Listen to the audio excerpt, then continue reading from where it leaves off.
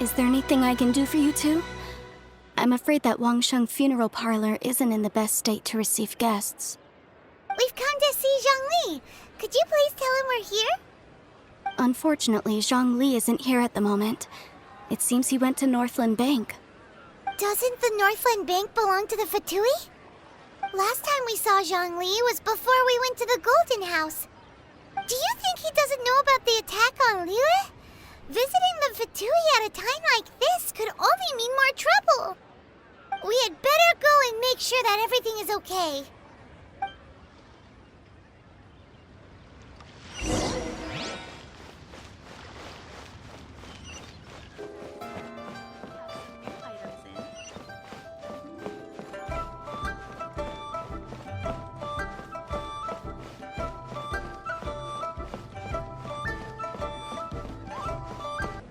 You call this cooperation between Harbingers?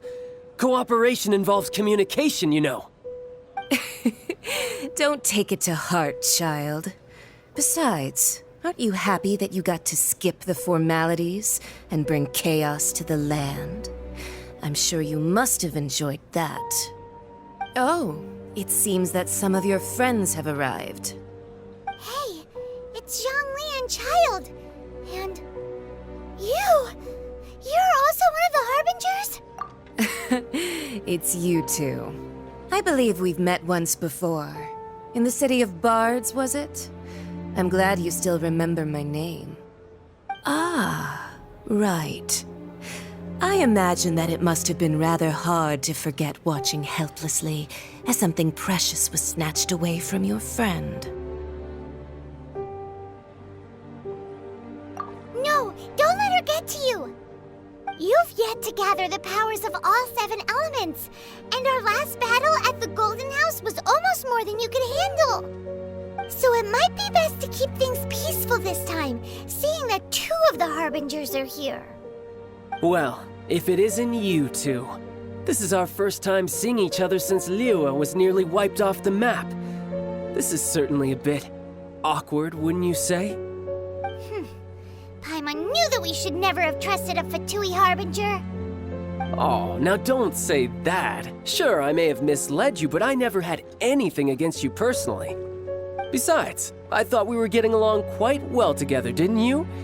Except for that little tussle we had at the end. Nothing personal. We just have different views, that's all. Of course, you may very well hold this against me, but that's up to you. The real deceivers here are Senora and Zhongli. Curse them for leading me on.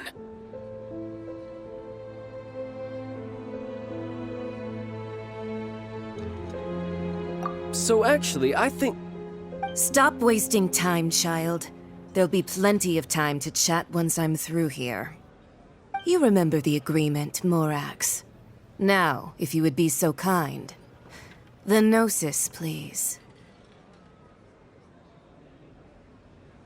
What in the world are you talking about? The contract is fulfilled. That which thou seeketh is now bestowed unto thee. For my promise is solid as stone.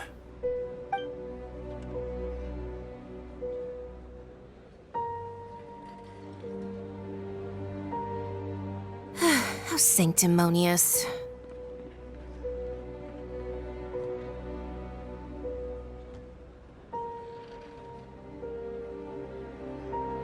What? So you're the Lord of Geo? No, wait!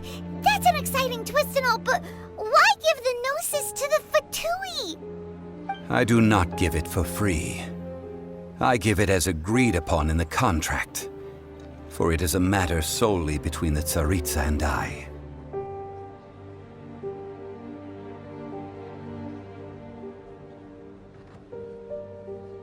Yeah, you don't think you went a little bit too far with that whole fake death thing? Everyone was preparing the ceremony for you, and splat! This big dragon falls out of the sky, and all of Lyric goes into an uproar. Talk about a disaster. Gathering all the forces that had been bubbling behind the scenes, and then stirring them together in a pot that was bound to boil over. That's what he wanted to see, am I right? Wait, what? Perhaps it's best that I explain.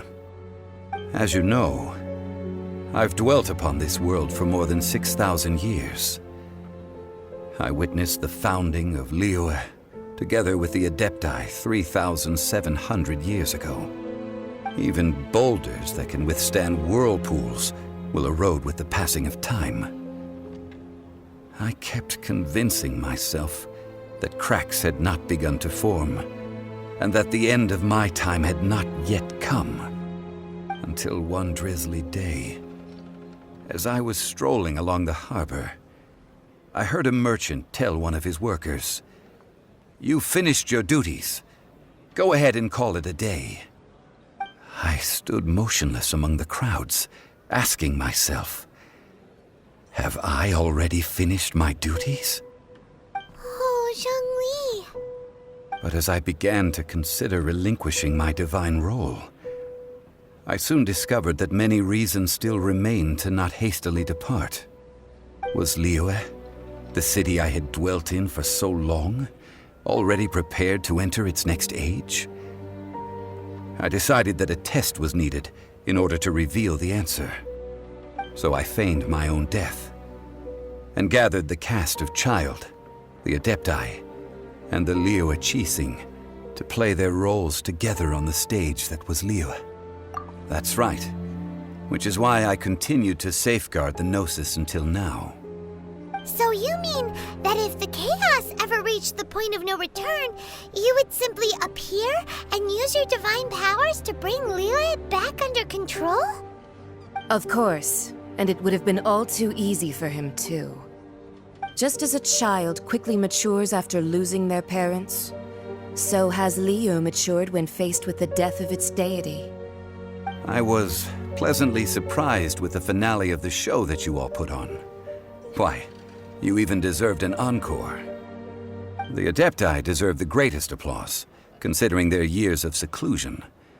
They hardly recognized the city, yet faced with such a crisis, they exerted the greatest amount of restraint. Not only did they manage to cooperate with the Qixing, but in the end, they even tried to understand the heart of the people. And hats off to the emissary dispatched by the Cryo-Archon to fulfill our contract, Signora. She managed to keep everything she knew in strict confidence, far from the eavesdropping ears of her colleague Child, just as I had requested. All the while, I carried on as Zhongli, and fulfilled the traditions of Liyue in this mortal form. Thank you for walking that path with me, Traveler. These things were all a part of my script. The only unforeseen plot twist was the conduct of the Liyue Qixing. I had expected them to do no more than the Adepti, to come to the defense of Liyue. But when all was said and done, they seized the opportunity to supplant Liyue's divine protectors, and used the subsequent power vacuum left by my death to quickly gain complete control of Liyue. Huh? That doesn't sound good at all. On the contrary, I think it is excellent. I had always feared that it was too soon for them to take over from me.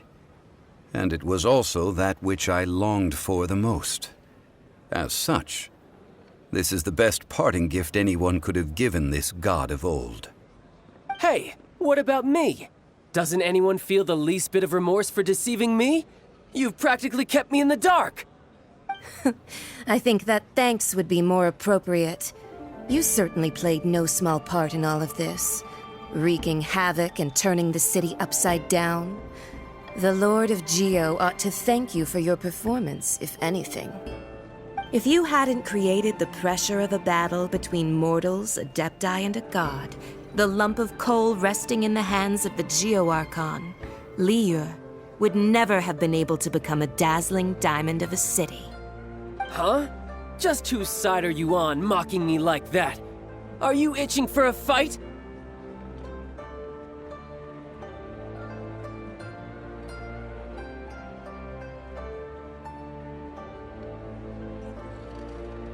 Hey, haven't you learned the Liyue saying, don't always call it as you see it? Well then, with the Gnosis in my possession, I have no use for such idle chatter. We should return to Zapoljarny Palace and seek an audience with Her Majesty, the Tsaritsa. Come, child. Fine. I'll meet you there later. I'm not sharing a boat with the likes of you. Do as you wish.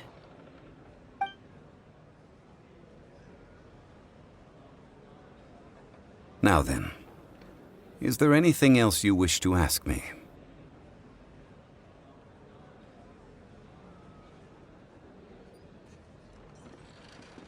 Right! As Zhongli always told us, a good trade is a fair trade. Paimon has no idea what could be a good trade for a Gnosis. Realistically speaking, there is no such thing.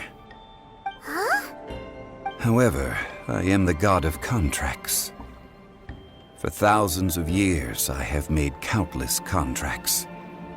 If the deal was of no benefit, then I certainly would not be inclined to agree to it. My agreement with the Cryo-Archon will be the last of my contracts as the Geo-Archon. My contract to end all contracts. As for the bargaining chip that the Tsaritsa used to balance the scales, uncover that answer for yourself in your future journeys.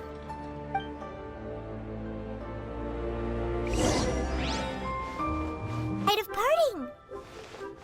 Although the star of the show is fake, we've spent so much time trying to organize it, it would be a real shame not to go there now.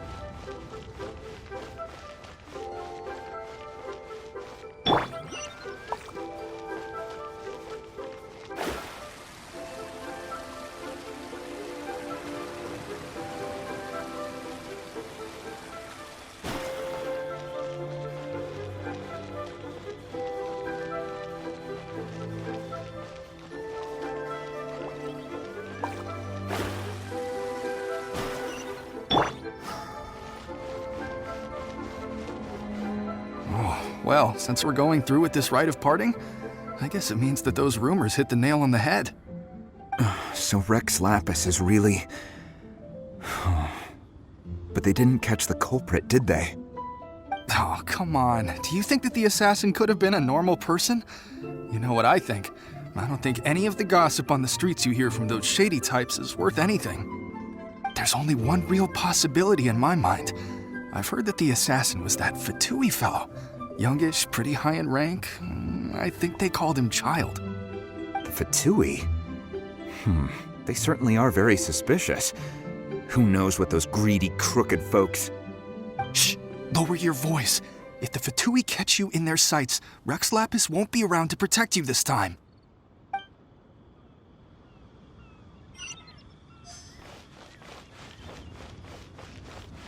You know that god from the ocean couldn't have just shown up out of nowhere. I mean, it's been 2,000 years since Rex Lapis subdued it. Yes, and to think that this happened right on the heels of the incident with Rex Lapis, too. Say, do you think the person who assassinated our lord and released that evil god might have been one and the same? Now that you mention it, that's very possible. Yes, it's very possible indeed. I mean, it all fits together. That person must have colluded with the evil god to harm Rex Lapis. Oh, that wicked, black-hearted scoundrel. Still, what sort of supernatural prowess must this person possess to be able to do such things? I have never heard of such a person in all my years. Ah, forget it. Guessing's no use to us. Look, the Millilith over there looks like he's about to make an announcement. Let's hear what the Ministry of Civil Affairs has to say first.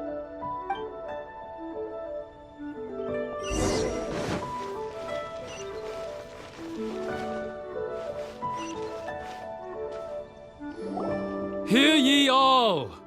The Qixing's words. Though a dragon soars ageless as the mountains, it too must return to dust. This is common knowledge. Gods and Adepti live glorious lives, but both light and shadow have their season. So too must they face divinely appointed trials. Rumors and hearsay abound on the streets that Rex Lapis was murdered. Now, let the truth be revealed.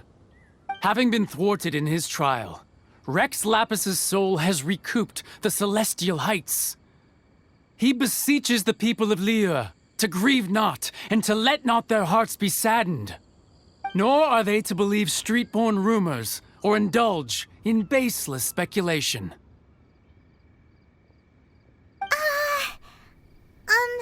Paimon needs a translation on what the Qixing's announcement said.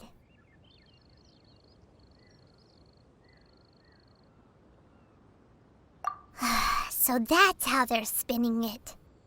Something feels off. Why would they suddenly give up looking for the murderer? Not to mention how this excuse sounds like something they just made up on the spot. Could the Qixing already have known that Rex Lapis wasn't dead? But Zhongli said that neither they nor the Adepti knew anything. Did Zhongli tell them in secret after his gnosis changed hands? Exactly, right?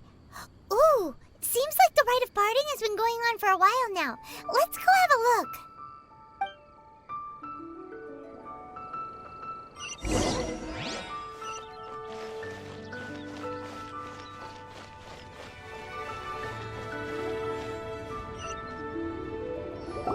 Look, it's Ningguang and Keqing. Are they saying something? Are their speeches over? As said previously, Rex Lapis's soul returning to the heavens is the end of the contract. And it is also the end of an era. 3,700 years of contracts burnt and reduced to ash. We, the people of Liyue, were indeed prosperous. But blinded by our prosperity, we forgot that time can be pitiless. The long, unending dream of our Archon walking among us. Now that we have awoken from our dream, we must learn to say farewell. Will you stand with us as we re-establish our contracts? As we build a new age of prosperity? So concludes the words of Her Eminence the Tianquan. Does Her Eminence the Yuheng have anything to add? Huh? Is she looking this way? Traveler. Yikes! She really is looking our way! Is that the traveler who they say defeated the ancient god? So young. The Liyue Qixing always repay their debts. And as you have heard, our eyes see far and our reach is long. Name your price. You deserve that much. Whoa!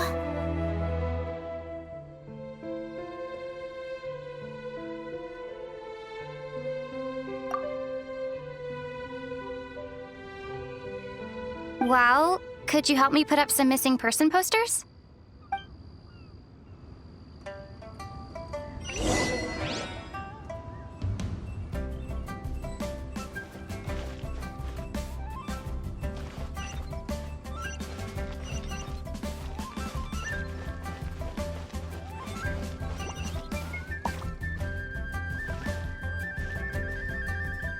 The cleanup of the premises, managing the crowds as they exit, making an account of the rite? There's much that remains to be done. I didn't miss anything, did I?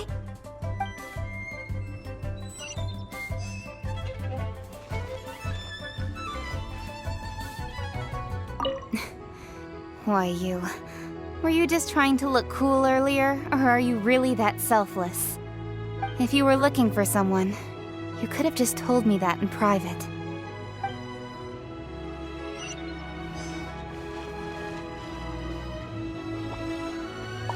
Roping you in was possibly the most masterful move we could have made. I believe that future generations will say so too when our deeds come up for their review.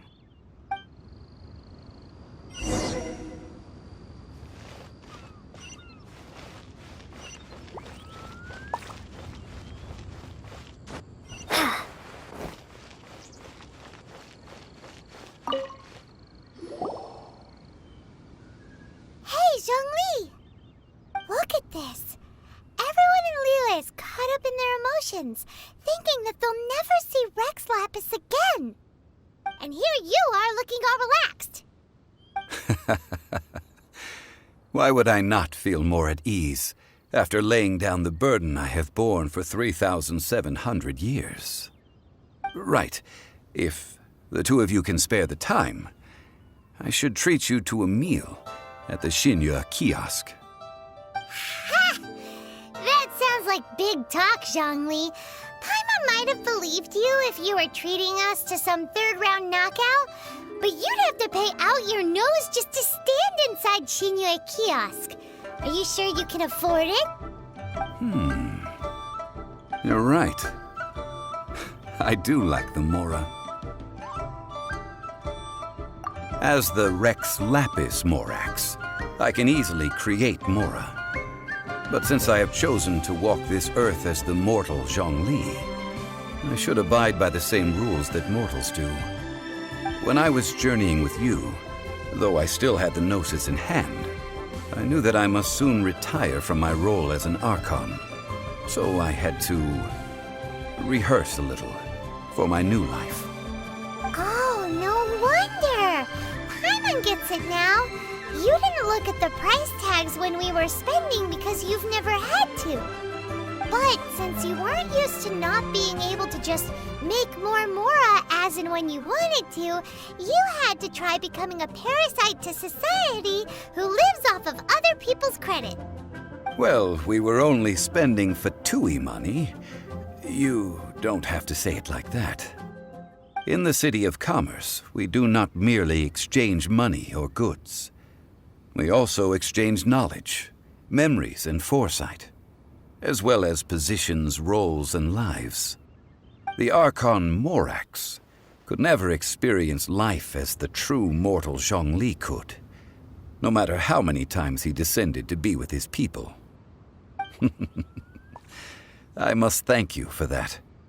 I will treasure the memories that I made as Zhongli, traveling the streets of Liyue with you. That is true. But there is no journey that does not end.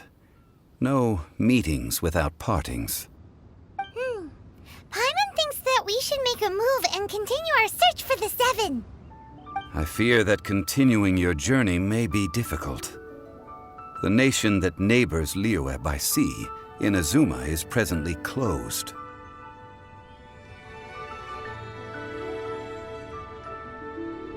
The Electro-Archon Ball. And just as the people of Liyue preferred to call me Rex Lapis, she too goes by another name among locals in Inazuma. Paimon thinks we've heard that one before. Raiden? That is the case. And since Raiden is also the shogun of the Inazuma Bakufu, people call her the Raiden Shogun. That said, though people at the wharf were saying that the situation in Inazuma is very tense, Paimon doesn't remember that always being the case. It wasn't that bad last year. Zhongli, since you're Rex Lapis, shouldn't you know something about what's happening there? Just how did Inazuma become a closed nation? It's because of visions. Visions? When faced with circumstances beyond their control, humans often bemoan their lack of power. But if a person shows true strength of will at a desperate and fateful moment in their life, the gods will look upon them with favor. This is what visions are. Magical foci bestowed upon those who have been acknowledged by the gods. Uh-huh. That's how people in Teyvat see it. But starting from last year, the Raiden Shogun began promulgating the Vision Hunt Decree. Vision Hunt Decree? Yes.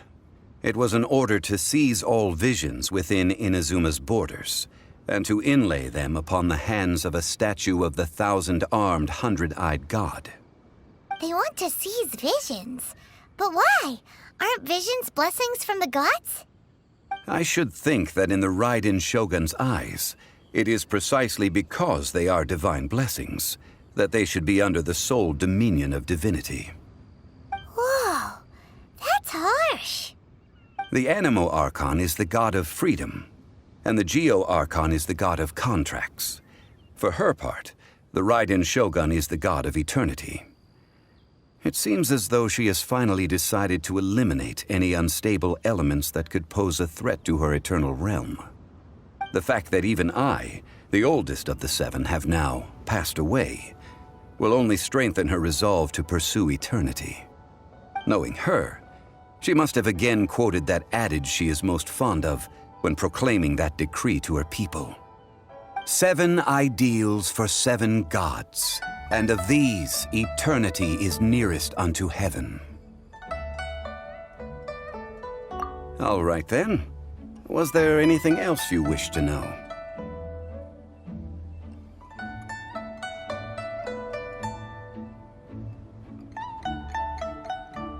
Yeah, about that. Before the Chising made their announcement, we listened to a lot of people talking on the way.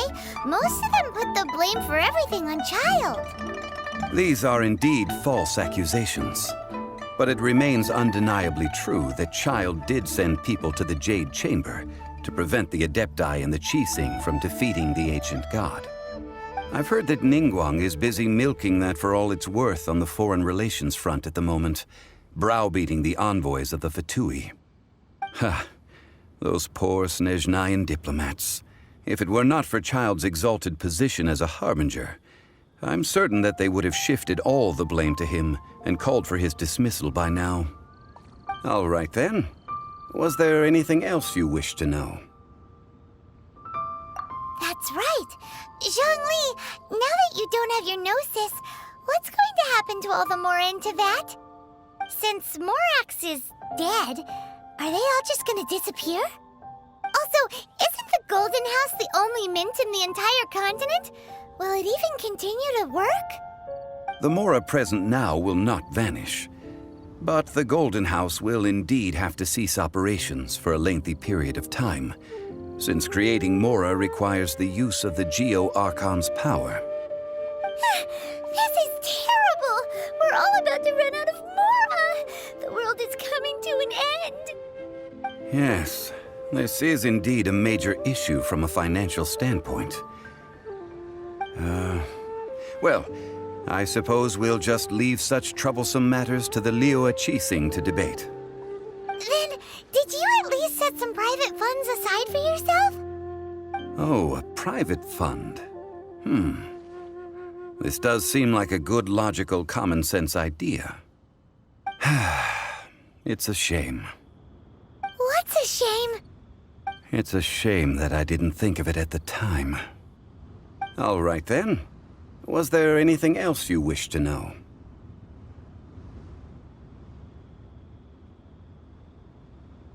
The time of the Adepti has long passed. If even the Liyue Qixing don't want to face that truth, then what future is there for Liyue? Kuching is absolutely right in saying this. Now, though I did laud Ningguang's desire for power, believing this to be a good thing, and thought as a matter of course that she must have been behind the Qixing's plan to take governing power over Liyue from the hands of the gods and Adepti. Could the original person who brought up the idea of seizing power have been...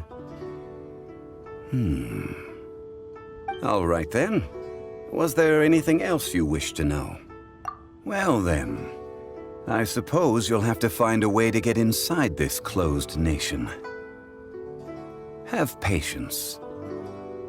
I suspect that some serendipity must first come into play.